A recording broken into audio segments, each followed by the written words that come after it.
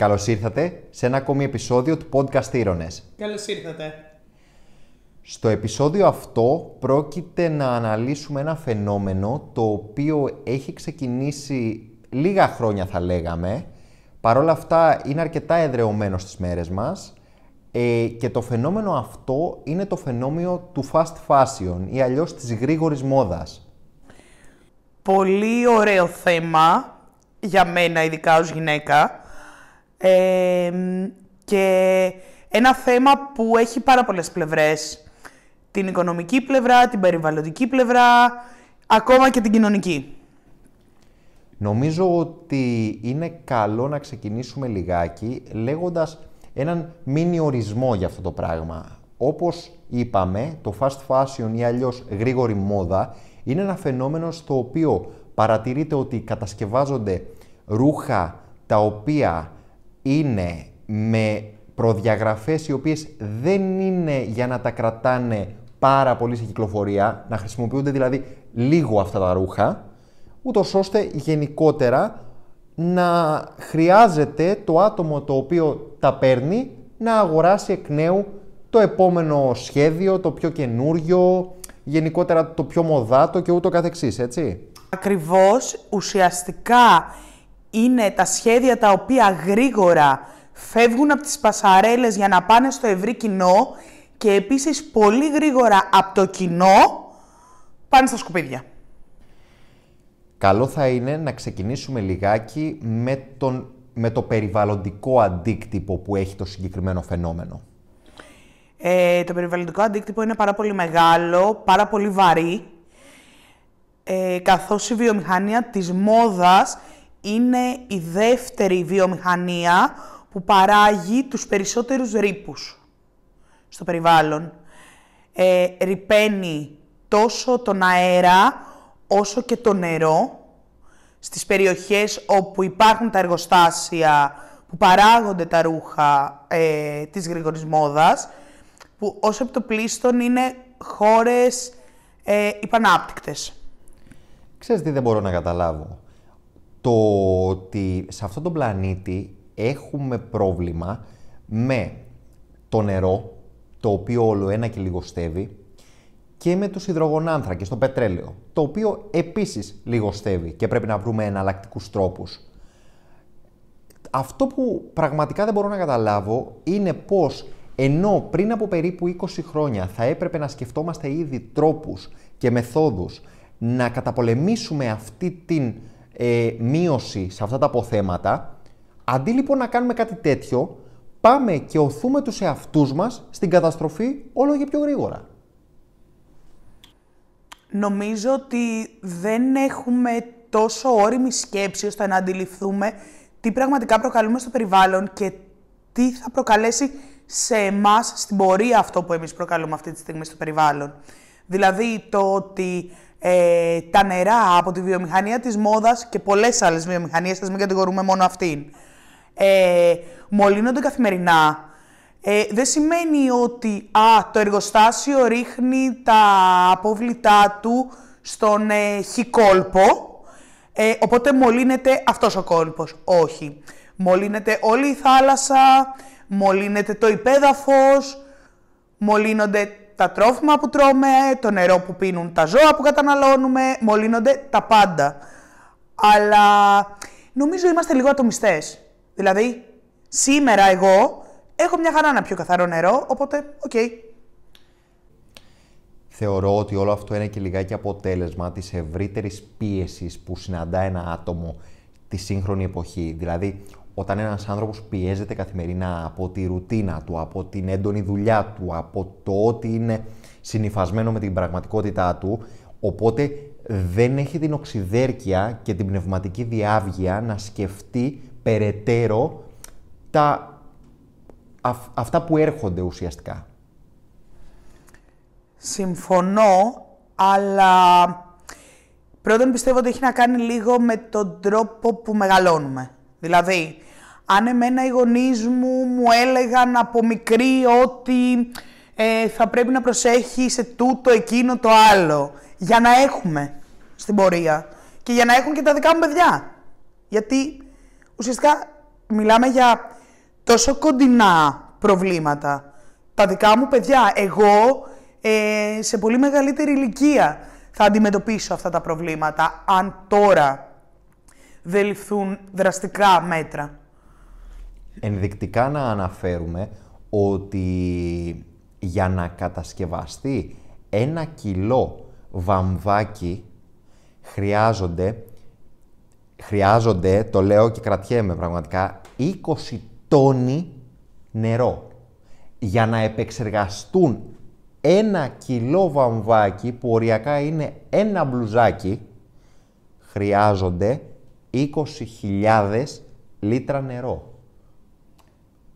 Νομίζω ότι δεν είναι εύκολα αντιληπτό το πόσο νερό σπαταλάτε για 1 κιλό βαμβάκι. Επίσης, οι βαμβακοκαλλιέργειες είναι καλλιέργειες με τα περισσότερα φυτοφάρμακα. Γιατί έχουν τα περισσότερα ζυζάνια, οπότε και τα περισσότερα φυτοφάρμακα. Βέβαια, να πούμε ότι η βιομηχανία της μόδας, της γρήγορης μόδας, έχει αρχίσει να μην χρησιμοποιεί ιδιαίτερα πολύ το βαμβάκι. Και χρησιμοποιεί κάτι ακόμα καλύτερο. Τον πολυεστέρα. Εξαιρετικό. Πετρέλαιο. Έχει βάσει το πετρέλαιο. Κάτι το οποίο επίσης λιγοστεύει μέρα με την ημέρα. Ναι, και σκέψου επίσης ότι κάτι που έχει βάσει το πετρέλαιο σε ακουμπάει, τώρα που μιλάμε. Εννοείται ότι αυτό από μόνο του είναι τραγικό, αλλά δηλαδή, για παράδειγμα αυτό που είπες με τα φυτοφάρμακα, εγώ έχω διαβάσει ότι, και από ό,τι κατάλαβα γιατί το διασταύρωσα, το 95% των ρυπογόνων φυτοφαρμάκων που καταλήγουν στους ωκεανούς προέρχονται από την βαμβακοβιομηχανία. Ναι, προέρχονται από εκεί, αλλά δεν νομίζω ότι είναι κάποιος διατεθειμένος να κάνει κάτι, γιατί τα χρήματα από τη συγκεκριμένη βιομηχανία είναι πάρα πολλά. Πάρα πολλά όμως. Στηρίζει σοβαρά πάρα πολλές οικονομίες. Αν μιλήσουμε, ας πούμε, για εκεί που υπάρχουν τα εργοστάσια, στα οποία θα αναφερθώ εκτενέστερα πιο μετά, γιατί πολλά από αυτά τα εργοστάσια ονομάζονται sweatshops, εκεί ουσιαστικά στηρίζουν όλη τους την οικονομία. Δουλεύουν οι περισσότερες γυναίκες, γιατί οι γυναίκες δουλεύουν σε αυτά τα εργοστάσια, θα τα πω. Εννοείται ότι δεν πληρώνονται όσο θα έπρεπε να πληρώνονται.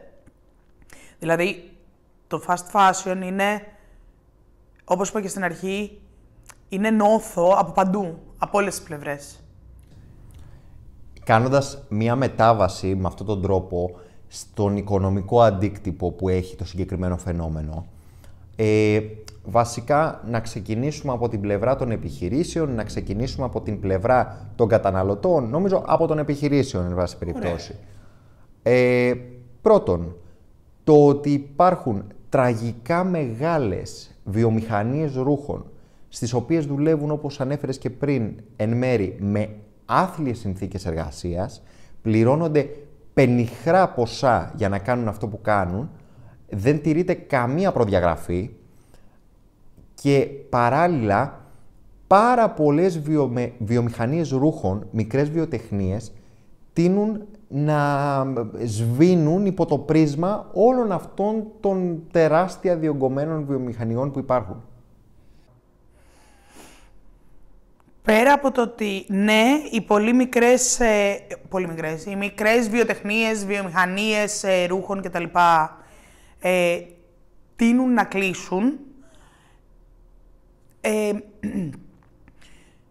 το μεγαλύτερο για μένα πρόβλημα είναι ότι μαζεύονται χρήματα σε μία-δύο εταιρείες, γιατί αν θα παρατηρήσεις, δεν είναι όλες αυτές οι μάρκες που ξέρουμε της γρήγορης μόδας, οι περισσότερες έχουν μία μαμά εταιρεία. Πολλές από αυτές έχουν μία μαμά εταιρεία. Άρα μιλάμε για έναν άνθρωπο, ο οποίος έχει όλες αυτές τις εταιρείες, άρα μαζεύει όλα αυτά τα χρήματα. Δηλαδή, είναι όλο... Άρα, από τη σκοπιά των επιχειρήσεων, μιλάμε για καθαρό καπιταλισμό. Ακριβώς. καθαρότατο καπιταλισμό, ο οποίος ξέρουμε όλοι που οδηγεί γενικότερα. Από τη σκοπιά των καταναλωτών, από την άλλη, εγώ αυτό που έχω αντιληφθεί είναι υπερκαταναλωτισμός, με μία λέξη. Προφανώς και είναι υπερκαταναλωτισμός, γιατί όταν κάθε εβδομάδα βγαίνουν καινούρια κομμάτια, νέα μόδα, σου δημιουργούν ουσιαστικά την ανάγκη να ψωνίσεις το καινούριο, γιατί αυτό που φοράς σήμερα έχει παλιώσει. Πέρα από αυτό, έστω ότι δεν καταφέρουν να σου δημιουργήσουν αυτή την ανάγκη, όταν θα αγοράσεις ένα παντελόνι το οποίο είναι κάκης της ποιότητας, θα χαλάσει πολύ άμεσα. Άρα θα αναγκαστείς να πάρεις άλλο. Παρ' όλα αυτά, σκέψου ότι τα στατιστικά λένε ότι τα περισσότερα fast fashion ρούχα δεν φοριούνται πάνω από 5 φορές και δεν κρατώνται στις ντουλάπες πάνω από 35 μέρες. Καταλαβαίνεις τι συζητάμε. Δηλαδή, μπορεί να πάει ο άλλος και να αγοράσει ένα μπλουζάκι, το οποίο έχει 5 ευρώ, υπάγεται, θα πω σε εισαγωγικά, στη μόδα που κυκλοφορεί εκείνη τη χρονολογιακή περίοδο, αλλά παράλληλα, αν είχε αγοράσει ενδεχομένως ένα μπλουζάκι, το οποίο δεν θα χαλούσε ή δεν είναι απαραίτητα κομμάτι μόδας, αλλά είναι κάτι διαχρονικό και το έχει πληρώσει πιο ακριβά, ας πούμε στην 5πλάσια τιμή, στην 6πλάσια, στην πραγματικότητα θα έβγαινε πολύ πιο κερδισμένος από τον αγόραζε την πρώτη περίπτωση. Φυσικά, ξεκάθαρα θα εξοικονομούσε χρήματα, πόρους, θα διασφάλιζε ότι οι άνθρωποι που έφτιαξαν αυτό το μπλουζάκι έχουν πληρωθεί, θα διασφάλιζε ότι δούλεψαν 8ωρο και όχι 16ωρο, ότι το έφτιαξαν άνθρωποι που ήθελαν να δουλεύουν εκεί που δουλεύουν και όχι παιδιά, οι γυναίκες που τις κακομεταχειρίζονται. Θα διασφάλιζε πάρα πολλά πράγματα και την ευημερία του περιβάλλοντος. Παρ' όλα αυτά, όλος ο σύγχρονος τρόπος ζωής νομίζω μας οδηγεί σε όλες αυτές τις εναλλαγές. Βαριόμαστε τα πάντα. Επίσης, αν χαλάσει κάτι, δεν προσπαθούμε να το φτιάξουμε. Το πετάμε και παίρνουμε άλλο, γιατί μας είναι πάρα πολύ εύκολο να πάρουμε ένα άλλο. Σκέψου παλιότερα, ας πούμε, που πήγαινε η γιαγιά σου, ας πούμε, θα πω, στη μοδίστρα και της έραβε μια φούστα. Αν αυτή η φούστα ξυλωνόταν, ξαναπήγαινε στη μοδίστρα και της την έραβε. Δεν την πέταγε. Κάτι το οποίο στις μέρες μας εκλείπει πάρα πολύ. Και οι μοδίστρες και οι τσαγκάριδες και όλα αυτά τα επαγγέλματα που γενικά ασχολούνταν με την επισκευή των ρούχων. Ακριβώς. Γιατί εντωμεταξύ, σκέψου λίγο, οριακά δεν αξίζει να πας να το φτιάξεις. Ναι. Γιατί η μοδίστρα θα σου πάρει για να σου μπαλώσει ένα παντελόνι 10 ευρώ. Το παντελόνι έκανε 15 καινούριο. Γιατί να μην πας να πάρεις ένα καινούριο. Άρα, βλέπουμε ότι, ξαναγυρνάω πίσω λίγο στη σκοπιά των επιχειρήσεων, ότι οι επιχειρήσεις όπως επαγγέλματα όπως ο τσαγκάρης, επαγγέλματα όπως ο μόδιστρος, η μοδίστρα και ούτω καθεξής, θα εξαφανιστούν. Πρώτον. Δεύτερον, αυτό που ανέφερα πριν περί καπιταλισμού έχει να κάνει και λίγο σε εγχώριο επίπεδο. Και τι θέλω να πω με αυτό. Οι μεγάλες αυτές εταιρείες, οι βιομηχανίες που κρύβονται και λειτουργούν για λογαριασμό αυτών των brand names, εν πάση περιπτώσει, των επωνυμιών, βασίζονται και εδρεύουν σε φορολογικούς παραδείσους ως επιτοπλίστων. Σε τριτοκοσμικές χώρες, στις οποίες τα εργατικά κόστη είναι πάρα πολύ χαμηλά και τα φορολογικά τους κόστη είναι πάρα πολύ χαμηλά. Για παράδειγμα, στην Ελλάδα δεν έχουμε τη φήμη ότι έχουμε το καλύτερο φορολογικό καθεστώς από όλο τον κόσμο. Επομένως, εμένα αυτό τι μου δίνει να καταλάβω, με απλά μαθηματικά έτσι, ότι μία τέτοια εταιρεία που συγκεντρώνει όλη τη ζήτηση επάνω της και έχει πραγματικά λάβει τη μεγάλη μερίδα του λέοντος, θα αφήσει στην απέξω εταιρείες μικρομεσαίες οι οποίες εδρεύουν στην Ελλάδα, στις οποίες εταιρείες δουλεύουν Έλληνες ή Ελληνίδες, δουλεύουν άνθρωποι οι οποίοι μετά το χρήμα τους θα το γυρίσουν πάλι στο κράτος. Άρα, πρακτικά, ακόμη και το ίδιο το κράτος υποδουλώνεται σε εισαγωγικά οικονομικά σε άλλα κράτη στα οποία εδρεύουν αυτές οι εταιρείες. Ακριβώς, γιατί αν μια τέτοια μεγάλη επιχείρηση, η Ελλάδα εντωμεταξύ δεν είναι και κανένας πάρα πολύ μεγάλος, κάποια πάρα πολύ μεγάλη αγοραστική δύναμη, καθότι έχουμε μικρό πληθυσμό σαν χώρα. Άρα, αν μία από αυτές τις εταιρείες, ας πούμε, αποφασίσει να κλείσει τα καταστήματά της στην Ελλάδα, για εκείνη η ζημιά δεν θα είναι τόσο μεγάλη όσο αν έκλεινε τα καταστήματά της στην Αμερική, για παράδειγμα. Και οι άνθρωποι που δουλεύουν, ακόμα και αυτοί που δουλεύουν στα καταστήματα, πάλι θα αντιμετωπίσουν πρόβλημα. Γι' αυτό το λόγο και σε αυτό το σημείο θέλω να πω και ας κριθώ για αυτό που θα πω, ότι εγώ προσωπικά τις περισσότερες φορές όταν έχω να συγκρίνω ένα προϊόν το οποίο ανήκει σε μία από αυτές τις μεγάλες αλυσίδες ή σε μια οποιαδήποτε μεγάλη αλυσίδα και ένα ελληνικό προϊόν, ένα προϊόν που έχει κατασκευαστεί στην Ελλάδα, θα προτιμήσω το ελληνικό προϊόν. Και ο λόγος δεν είναι ούτε θέμα εθνισμού, ούτε θέμα εθνικισμού, ούτε καμία από αυτές τις καταστάσεις. Ο λόγος είναι πρακτικός, στο ότι αγοράζοντας εγώ ένα ρούχο το οποίο είναι ελληνικό, όσο γίνεται να το κάνω αυτό, θα δώσω ένα μικρό απειροελάχιστο ποσοστό στην τσέπη κάποιου ανθρώπου που βγάζει το μεροκάμα τότε εκεί. Εντάξει, βέβαια να πούμε ότι αυτό για τη δικιά σου τσέπη ίσως εκείνη τη στιγμή να είναι πιο δύσκολο. Γιατί ναι μεν θα εξοικονομήσεις χρήματα αγοράζοντας κάτι καλύτερο ποιοτικά. Τη στιγμή εκείνη όμως θα το πληρώσεις πιο ακριβά. Άρα τη στιγμή εκείνη θα πρέπει να δώσεις 50 ευρώ και όχι 10. Και αυτό είναι κάτι που μπορώ λίγο να καταλάβω. Ναι, αν το δεις μακροπρόθεσμα είσαι κερδισμένος, αλλά εκείνη την ώρα μπορεί να μην έχεις να δώσεις αυτά τα 50 ευρώ, αλλά να θέλεις να πάρεις μια μπλούζα. Σίγουρα αυτό πρόκειται να οδηγήσει σε κάτι κακό και σίγουρα είναι κάτι το οποίο το σκεφτόμαστε. Έτσι. Η ρευστότητα και το πόσο μπορούμε να ανταποκριθούμε σε αυτές τις τιμές εννοείται ότι μας επηρεάζει. Μιας και ανέφερες τώρα εντωμεταξύ μεροκάματα, την εργασία, τα φορολογικά και όλα αυτά, να μιλήσω λίγο για αυτό που ανέφερα πριν, που είναι τα sweatshops. Τα οποία ουσιαστικά τι είναι? Είναι εργοστάσια στα οποία κατασκευάζονται αυτά τα ρούχα, τα fast fashion, τα οποία βρίσκονται σε τριτοκοσμικές χώρες και οι συνθήκες εργασίας είναι άθλιες. Οι ώρες πάρα πολλές, τα μεροκάματα δεν φτάνουν καν τον κατώτατο μισθό εκείνων των χωρών. Δηλαδή, είναι παράνομα αυτά τα εργοστάσια και από αυτή την άποψη. Ασφάλεια δεν υπάρχει καμία εκεί μέσα. Πολλές φορές οι γυναίκες, γιατί όπως είπα, ως επιτοπλίστων δουλεύουν γυναίκες, δεν έχουν χρόνο να φάνε σε αυτό το 16ωρο που δουλεύουν. Και τα κτίρια σαν κτίρια είναι, θα το πω, λαϊκιστή χρέπια. Έχει πέσει τέτοιο κτίριο και έχουν σκοτωθεί πάρα πολλές γυναίκες. Πάρα πολλές γυναίκες.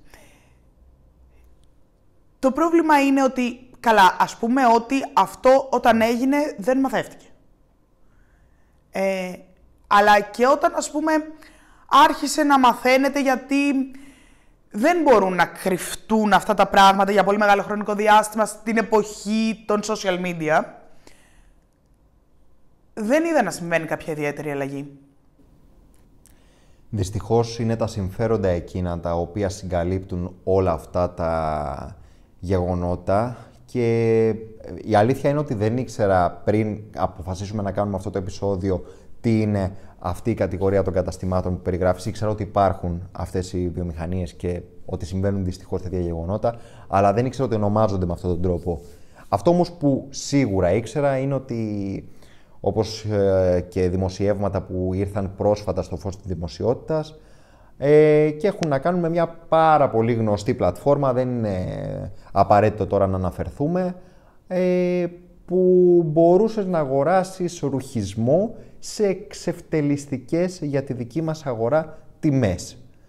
Που ήρθαν δημοσιεύματα στο φως της δημοσιότητας που παρουσίαζαν παιδιά να δουλεύουν σε άθλιες συνθήκες εργασίας Και... Συγγνώμη τώρα που σε διακόπτω, αλλά είναι ηρωνικό. Λέμε, παιδιά να δουλεύουν σε άθλιες συνθήκες εργασίας.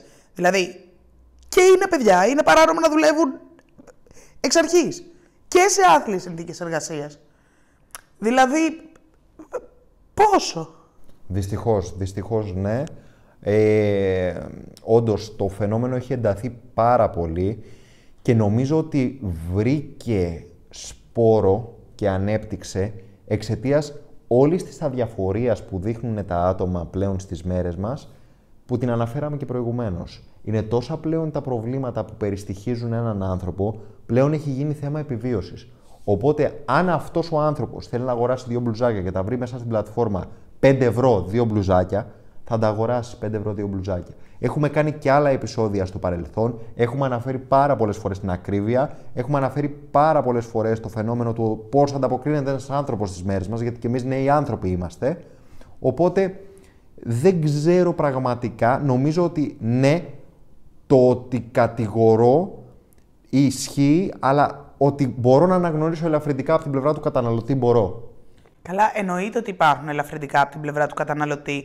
Πρώτα-πρώτα, δεν υπάρχει σωστή ενημέρωση.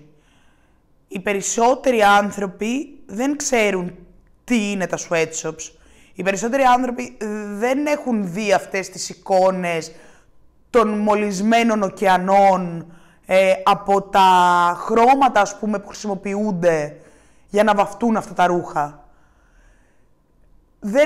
Δεν μπορείς να τα ξέρεις αυτά, πρέπει να το ψάξεις. Πρέπει να το ψάξεις γιατί δεν είναι όμορφη πληροφορία που θα τη βρεις παντού.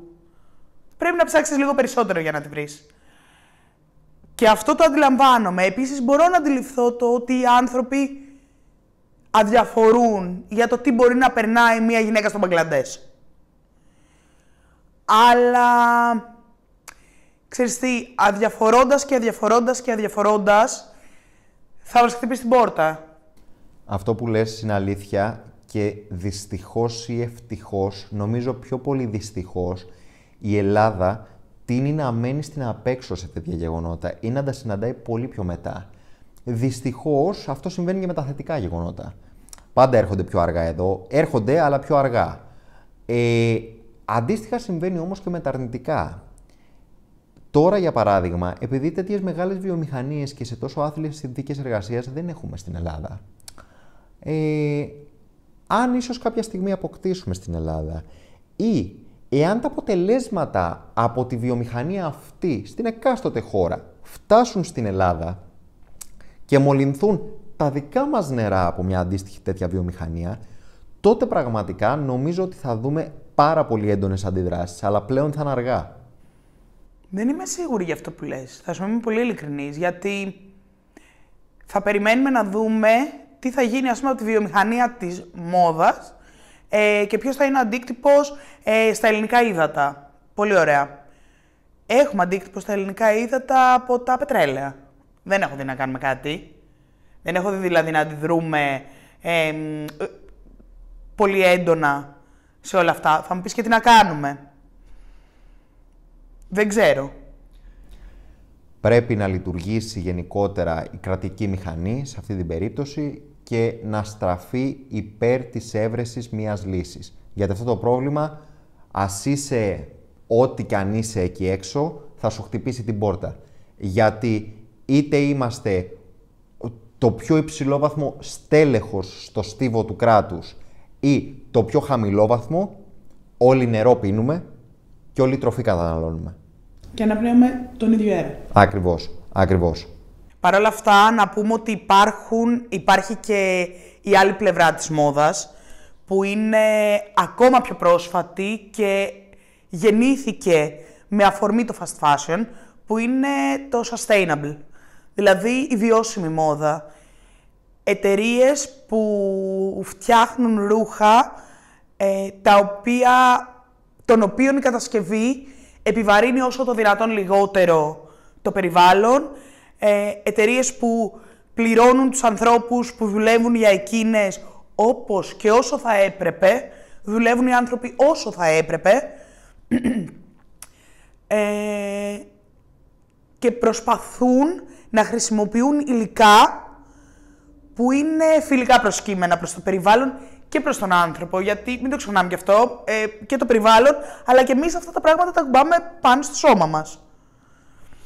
Άρα, ουσιαστικά, υπάρχει μία διέξοδος σε όλη αυτή την ιστορία, σε όλο αυτό το φαύλο κύκλο που έχει δημιουργήσει το fast fashion. Και αυτό είναι, όπως είπαμε, το sustainable fashion.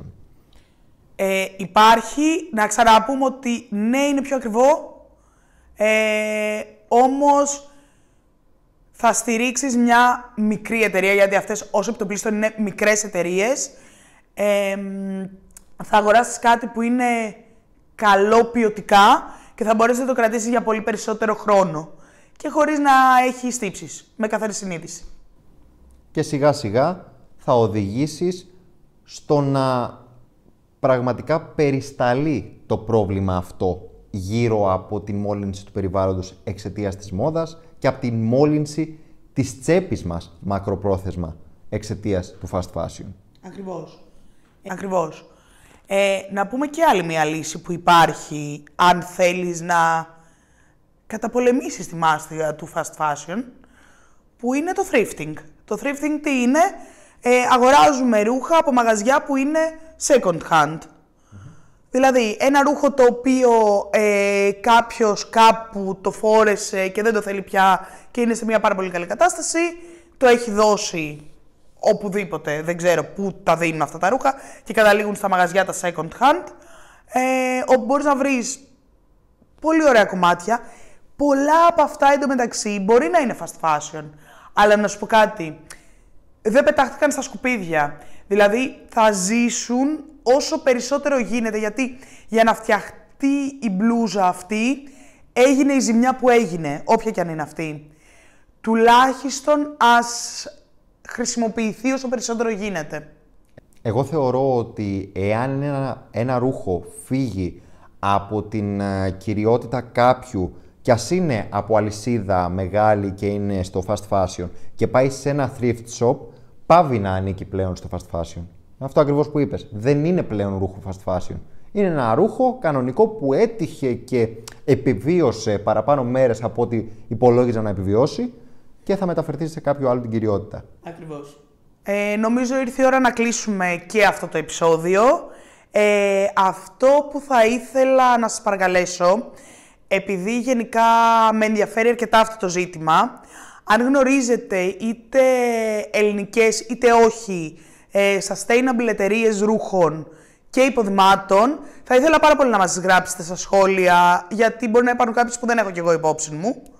Ουσιαστικά αυτό που νομίζω θέλεις να πεις είναι ότι ισχύει η φράση «η ισχύς εν τη ενώση» και σιγά σιγά μπορούμε απευθυνόμενοι σε αυτές τις εταιρείες, μολονότι ξαναλέμε όποιος έχει την οικονομική δυνατότητα μπορεί να υποστηρίξει κάποιες τέτοιες αγορές, σιγά σιγά θα δούμε τη διαφορά στην καθημερινότητά μας.